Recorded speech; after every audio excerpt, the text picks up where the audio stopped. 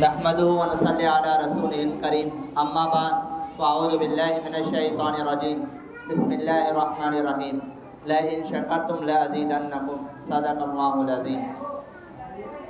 मुझे अज़ीज़ सलाबाए किराम, अज असां मस्जिद मज़र कोट मोहम्मद हसन मरी के अंदर 14 अगस्त के ॾींहं जे अंदर योम आज़ादी जश्न आज़ादी जे पुरवकार तकरीब के अंदर शरीक कयूं ऐं जा इख्तितामी लम्हात हली रहा हैं। मुझे अज़ीज़ दोस्तों और साथियों, ये तव्हांखे मालूम है ताजो को ॾींहुं 14 अगस्त योम आज़ादी जो ॾींहुं है। इन ॾींहं जे अंदर अल्लाह तबारक व तआला असांखे ही अज़ीम शान मुल्क पाकिस्तान अता कयो ऐं हिन मुल्क पाकिस्तान की आज़ादी के अंदर उलमाए हक़, उलमाए देवबंद, उलमाए किराम जो रत वहल है। अड़े तरीक़े से मुसलमानन जो कुर्बानियों ॾिनल आहिनि। अवामुन्नास पंहिंजो रत वायो है इन सरज़मीन ते ऐं हिन ज़मीन के हासिल करण जे लाइ, हिन ज़मीन के हुसूल जे लाइ हुननि जेको आहे सो बेशुमार कुर्बानियों ॾिनियूं, पंहिंजा बच्चा छॾिया, पंहिंजा ॿार छॾिया, सिर्फ़ हिन मुल्क के हुसूल जे लाइ, हिन मुल्क के हासिल करण जे लाइ। त लिहाज़ा असांखे खपे हिन ॾींहं जे अंदर ख़ुसूसी तौर ते त हिन ॾींहं जे अंदर अल्लाह तबारक व तआला असांखे ही आज़ाद मुल्क पाकिस्तान अता कयो।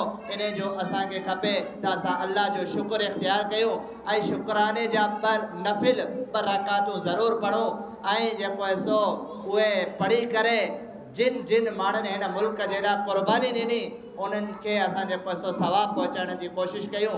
ऐं अहिड़े तरीक़े सां असांजे जे लाइ इहो फ़र्ज़ बणिजे थो, इहा ॻाल्हि लाज़िम है, ज़रूरी है त असां जेको आहे सो हिन मुल्क जे लाइ सोचूं, हिन मुल्क जी तरक्की जे लाइ सोचूं।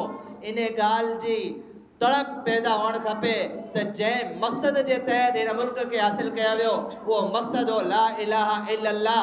इहो मक़सद असांखे हासिल करणो आहे।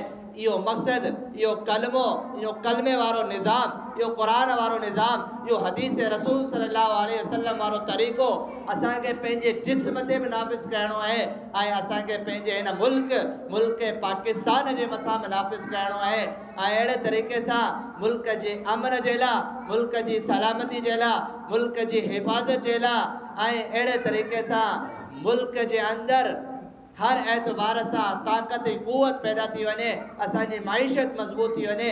इन जे लाइ असांखे पंहिंजे पंहिंजे एतबार से दुआऊं करणियूं आहिनि, अल्लाह जे अॻियां रोअणो है ताकि अल्लाह तबारक व तआला असांखे हिन मुल्क के अञा वधीक मज़ीद ताकत कुवत वारो बनाए।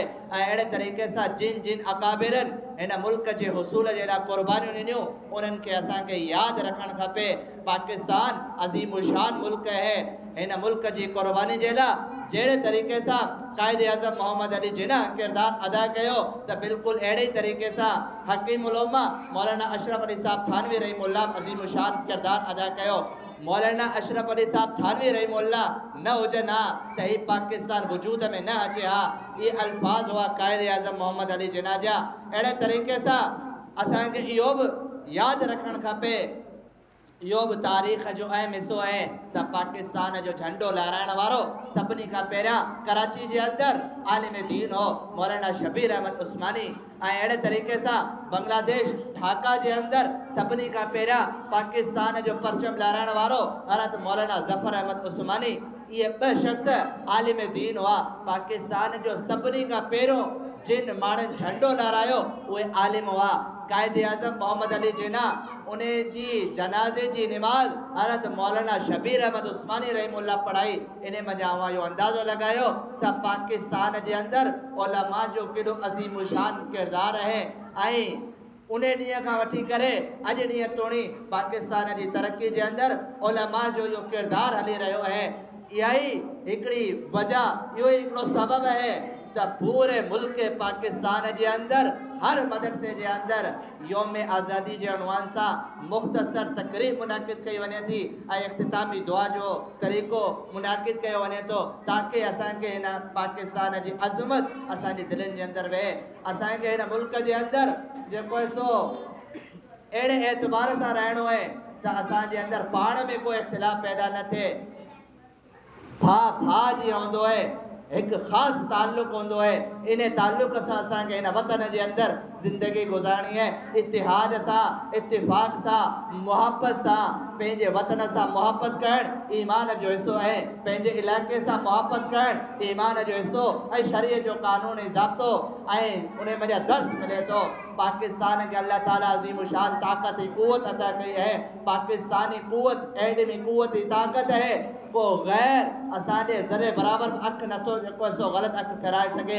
अगर जेको सो कंहिं गंदी नज़र हिन मुल्क ते इस्तेमाल कई त हिन मुल्क जे अंदर सभिनी खां अॻिते उलमाए किराम हूंदा ऐं अहिड़े तरीक़े सां मुल्क जी ताक़त जे लाइ अफ़वाज पाकिस्तान उहे ख़िदमत ॾेई रहिया आहिनि। ऐं अहिड़े तरीक़े सां जेको सो एडमी ताक़त हे मुल्क पाकिस्तान है।